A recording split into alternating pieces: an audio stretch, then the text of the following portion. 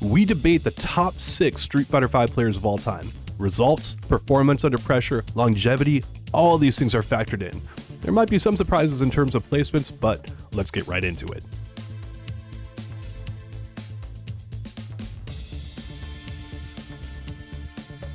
All right. So, if everyone can psycho crush the like button right now, because after I omit, let's see if I can get this in frame here. After I omit your favorite player from this list, you're not going to want to do so. But John, I'm already mad. I know. I want to talk about the top 6 Street Fighter V players of all time currently, so far. Now, we've got a whole nother, probably about year of this game in front of us, being played highly competitively. We've got a whole other set of balance here. But this top 6 player list takes a look at the results, which you can view on the companion article here on EventHubs. Some of these players here had close to 80 placings or more over this lifespan here. This is a 6-year span here that we're looking at. And from February 2016 to the date we recorded this, I've watched the vast majority of Street Fighter V tournaments that have taken place through the years, and this list is based on those placings plus the perception of where I think the players fall at. I've watched a lot of tournament matches. Not too many human beings can claim they've watched more matches than me. I think Majin Tenshinhan maybe, but I'm not even sure about that one for Street Fighter V. But for other games, he's got me beat. So anyway, without further ado, let's get into this. At number 6, I've got Fuudo. This guy has one of the most impressive track records we've ever seen in a fighting game, with almost 80 placements logged over 6 years. Fuudo's traveled around the globe many times, and he consistently gets some of the better placements you'll see in Street Fighter V, particularly at the second spot of all things. I was going to say he's a big second placer, isn't he? He is. Some of his notable second place finishes were 3 Topanga events: Evo Japan 2019, Tokyo Game Show 2018 and 17, Final Round 2017, and Evo 2016. This dude loves him some second place. John, what do you think about Fuudo here falling at number 6, even though it would have been so much more poetic if I put him at number 2? Right. I with how consistently Fuudo has been there, I think he can be in this conversation. It's hard to say, like, who are we kicking Fuudo out for? I mean, who are we kicking out for Fuudo? That might be, I might want to revamp my argument here, but yeah, so far Fuudo, there's an argument for him in the top 5, top 6. I'm okay with it so far, because he's always right there, and he just hasn't been able to make it come together for like that number, the win. I think he had like 3 tournament wins in all of this so far, something like that, which is like actually kind of impressive considering how close he gets to it so consistently. But yeah, I'm okay with it, Fuudo. Yeah, Fuudo had 3 tournament wins, as you mentioned there, overall, and that's again, he's really known for the second place finishes. But actually, there's another player on our list who's further up who had even more second place finishes than Fuudo did, which is actually shocking. But yeah, he's really good at getting second place. But moving on to number 5, we got Fujimura, also known as Yukidon, which was apparently not a PC term in Japan. I'm not exactly sure what that means. I probably don't want to Google it because Lord knows what I would see, but we're going to go with Fujimura here for this list. And if we did this list a year or 2 ago, he definitely would have placed higher than 5 overall. Mm-hmm. This is one of the more dominant performances we've ever seen from a player in any game, actually. He had a ridiculous amount of first place finishes, 15 altogether. But what really held him back is sometimes right after he got first, he got 33rd at the next tournament. And that is one of the big problems here with him. He spent all his mana. He would do that. He'd spend all his mana, and it'd be amazing. And then he had to take a couple tournaments off. Also, he played Ibuki, who's known for robbing people hardcore and then also getting robbed because it's like, oh, I play a super topsy-turvy character and I'm going to rob the hell out of you. Oh, crap, I got knocked on my back. Now I'm dead. So that's kind of Fujimura in general. Some people would argue that Fuudo deserves actually to be above Fujimura, but the thing about it is his first place finishes. He won a bunch of tournaments during Street Fighter V's lifespan, and even though he's not the player he used to be in the game right now, his track record is still among the best we've ever seen. Fujimura's notable finishes include first at Red Bull Kumite 2019, 2018, Southeast Asia Major 2019, Topanga League 2018, CEO 2018, and then the SoCal Regionals 2017. recent results really weighed on me here in terms of just putting Fujimura at number 5. But I also still heavily consider just how great he has been in Street Fighter V's lifespan. So number 5, I feel, is a very fair spot for him. I thought this is going to be controversial, this pick, I think, because yes, Fujimura has fallen out of the public spotlight. He hasn't been doing as well. In fact, I think he got nerfed along with Ibuki, which tells me that he was doing very good or doing very well at taking advantage of her very strong abilities. And he was doing that the best out of everybody, better than Shen.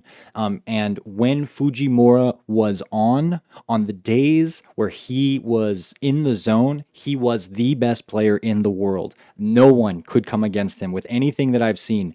He was just taking full advantage, and it was more than just Ibuki mix-ups that he was doing it with, although he absolutely had those. But he was confirming everything. He was playing optimally. He's one of the players that in Japan is known as the Machine. The Japanese call him the Machine. There's a reason for that. Now, we haven't seen anything from him, as far as I know.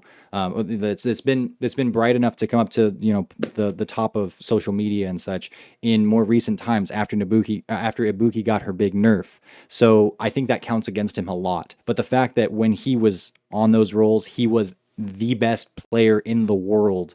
I don't think anyone could have beaten him during those like top 8 runs and during those weekends, but he just can't he can't keep that on all the time, and that's really counting against him here. So yep.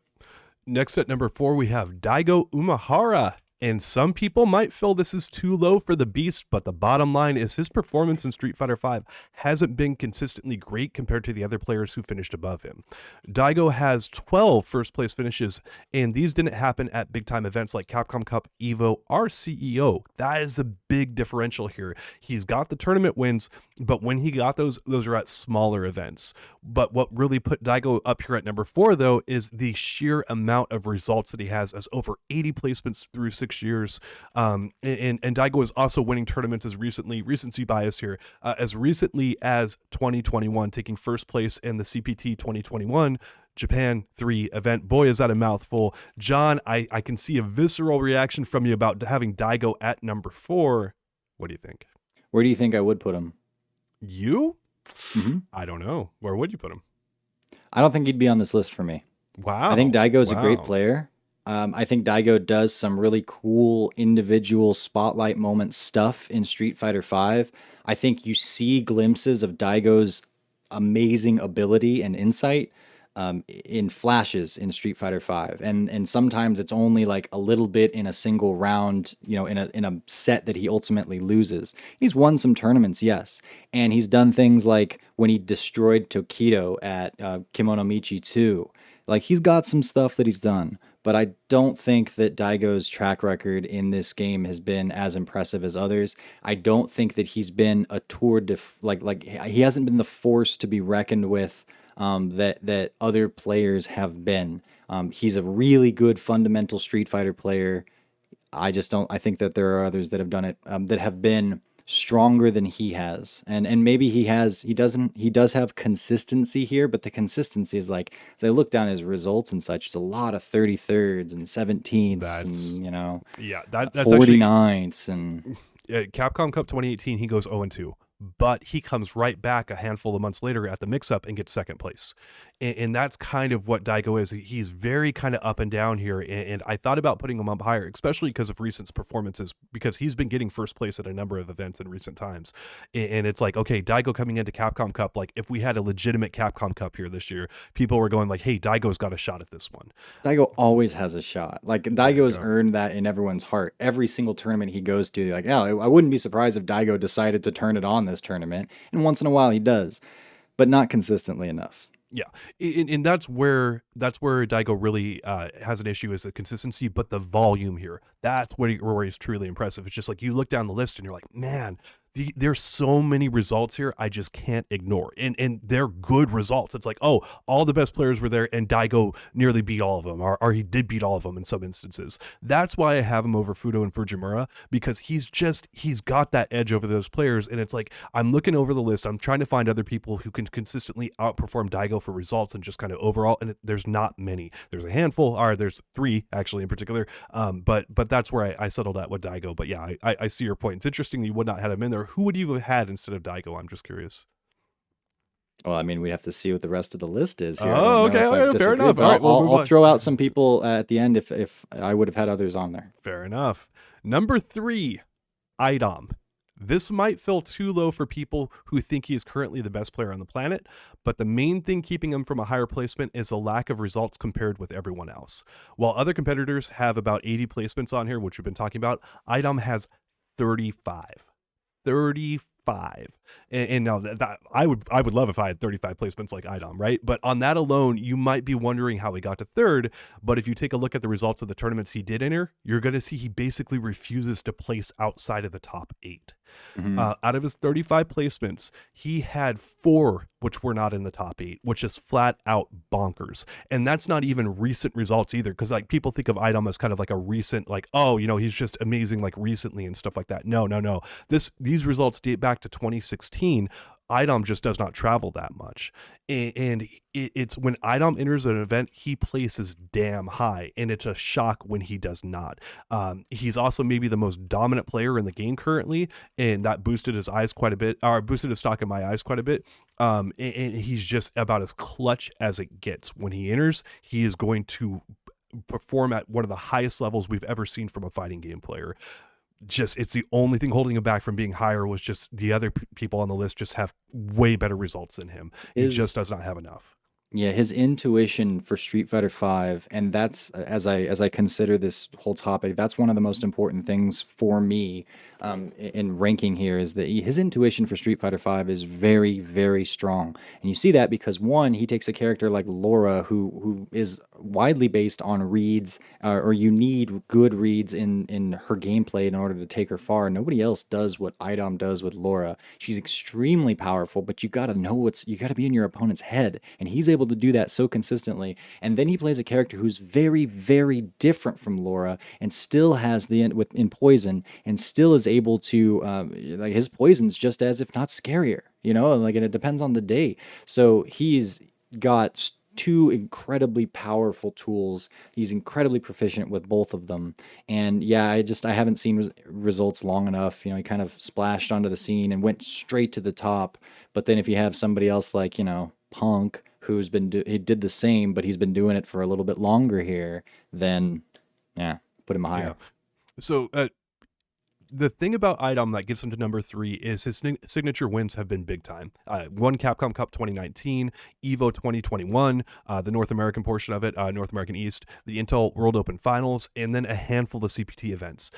Anyone who tells me that iDom is actually number 1 here, not number 3, they have a good argument. I'm not going to say, there's no way. If he maintains, then number 1. But he just hasn't had enough time, and other people have had the advantage over him of being traveling more for a longer time. So yeah, it's like Fuudo has traveled way more than iDom has, and Fuudo's like several spots below him. That's how good I think of iDom. Like Fuudo, it just does not have the placements that iDom has, and he's just so crazy, so damn good.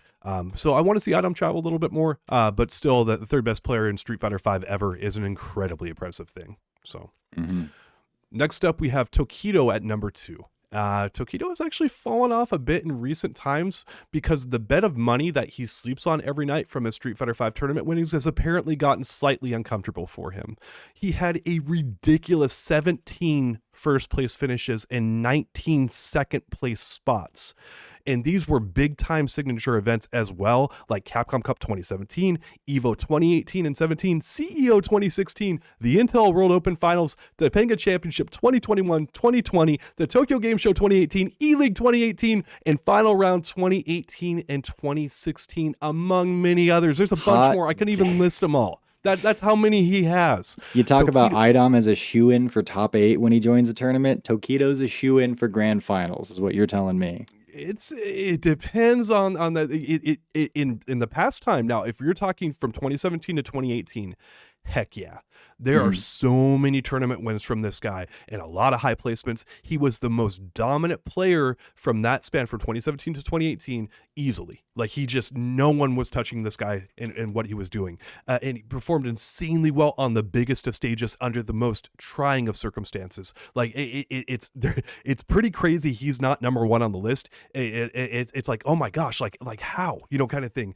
Because of 2021. That's why. Yeah, but he's fallen off. He's like I said, that bed of money he sleeps on is just it's not going. So, but when the stakes are high, he rises up to the equation occasion. I should say the equation, maybe if he's doing some math. But anyway, John, what do you think of Tokido at number 2? Yeah, I agree here. He was number one if you asked me maybe a year or two ago, depending. And actually, well, I don't want to get too far into that, but yeah, I think because of 2021, he moved over to Urian, who I do think is arguably the best character in the game, and Akuma fell off from where he was down into like maybe the top 10 or just outside the top 10, depending on who you ask. And apparently that was a big deal for Tokido. He was really good with Ryu in the early days before there was an Akuma in the game, but so were a lot of other people, and like he was up there with the best of them. But he rode top tier Ryu for a while, and then he rode top tier Akuma for a while, and now John, he's trying to ride top tier Urian, and it hasn't been working out for him apparently. are And you telling actually, me that Tokido is a gigantic tier whore? No way, no way. This guy never plays top tier. that's well, that's and he all backs it Tokido up. plays. The Yeah, guy is so he disciplined, is. and you can see it in his gameplay. You see his I don't know if Tokido has intuition in the way that say an iDom would, but Tokido has hard freaking work, and you see that coming out of his play. You see him learn a character, and you see him like express understanding of just the tiniest nuances of any matchup and just knowing and such. But I He's am so good. impressed in a bad way that he hasn't been able to make things work with Urian. And maybe it's just not his type of character. Maybe he needs a Shoto in some respects or something. But the fact that he hasn't been able to make Urian work in 2021 does count against him. It's like that was a big jump to go over from Akuma, and the fact that it didn't work out. Yeah, it's he's maybe the biggest tier whore in all of fighting games in terms of top players. He only plays top tier, and it's Akuma is his signature character. Usually Akuma is like great and stuff like that, but Akuma, just what is he, like a top 15 character, maybe top 10 character in this game right now, somewhere around there. He's not high tier enough for Tokido's taste. He had to go to someone even better with Urian, and this is just what he does. And hey, props to him. You get to second like all time Street Fighter 5 player. You're doing a lot of stuff right. So, And he might come back this year. yep, might do it. Bet of money might be drying up there at some point in time. You got to get some more. So, at number 1, Punk. John, breaking news: Punk is extremely good at fighting games. I don't know if you knew that, but he has hands down the most first place finishes with 29. 29, while the previously mentioned Tokido has 17. That's getting close to double the amount of first place wins over one of the most dominant runs we've ever seen. A lot of these victories now, they came during the CPT premier events like the Red Bull tournaments, final round, combo breaker, first attack, among many others. And his second place finishes have happened at even bigger events like Capcom Cup 2019, EVO 2021, in 2017, CEO 2021 in 2017 again, and then the Intel World Open closed qualifiers. My goodness, the biggest knock though on Punk is you could argue that he's not as clutch as iDom, or Tokido even for that matter. And those guys go back and forth, like with iDom and Punk, they go back and forth in the sets they play with neither holding a clear advantage. But the biggest knock on Punk is just like, how is he number one if he's not as clutch as maybe some of the other people on the list? But again, it's his consistency blows everyone else out of the water. It's like this guy has been consistent for 6 years, 6 years of dominant runs and incredible play, and that is why he's number one. And he plays the cast. He's obviously the best Punk when he's playing Karen, but he's been able to make it work not as well, but very well with a lot of other characters, which again, he's one of those Street Fighter V intuition players. He has an understanding of the game on a level that most other people don't. I don't know who's got it better, Punk or iDom, but Punk has more results. And Punk has been... his confirms are ridiculously impressive. His ability to perform when he first emerged, he kind of like splashed at the end of season 1 at the Red Bull North American Finals, and we were like, well, this kid's doing something. And then he comes back and wins like a handful of CPT events on the world stage against the Japanese players. And ever since then, he's had some off times, but most of the time, Punk's like the one to and he hasn't won an Evo, and he hasn't won a Capcom Cup, and that does count against them. But like on any given day, it's like, are you ever gonna bet against Punk and feel okay about it? I mean, that might be true for Tokido. I don't think anybody else on this list necessarily qualifies for that, but maybe iDom. Yeah. But yeah, I do think that Punk deserves to be number one here. Yeah, he had a run in 2016 and 2017 where he placed first or second in 15 out of 18 events, which is freaking ridiculous. Those other three placements he had were third, seventh, and 25th. And it's like, oh my gosh, and how did you do that? And you meant, oh, go ahead. Oh, no, go ahead. Oh, okay. Yeah, no. It's you mentioned that he took off of Street Fighter 5. That's where he got on a lot of people's radars. But he actually came in at the end of Street Fighter 4 and was starting to do some impressive stuff right as Street Fighter 4 was on its way out, and a lot of people weren't taking notice. So he's been around for a while, and then of course he plays a bunch of games and he does well in pretty much every single one of them. He is by far the most consistent Street Fighter 5 player on this list, just by beating the field in a highly competitive game. And he doesn't win every time out. But if I was a betting man, I'd place my cash on Punk to emerge victorious more often than any other player in this game. He's just incredible.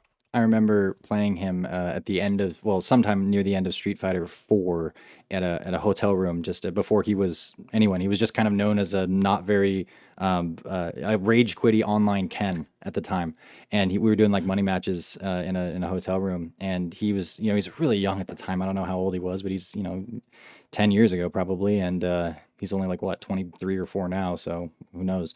But So he's 13. he Okay. probably like around Wow. those Holy kinds crap. of ages. Yeah, Yeah. I don't know off the top of my head, Yeah. but like 13, 15, who knows. But anyways, he was he's really quiet and just like trying to kind of break into the scene, and he was surprising everyone. Everyone's like, oh, free money, and he was surprising everybody. I did not lose that money match, but I was like, he took way more rounds than I expected him to, and you could see his potential even then. And he's just, man, he clicked with Street Fighter 5. So, Yeah. but I do have some a gripe with your list or two.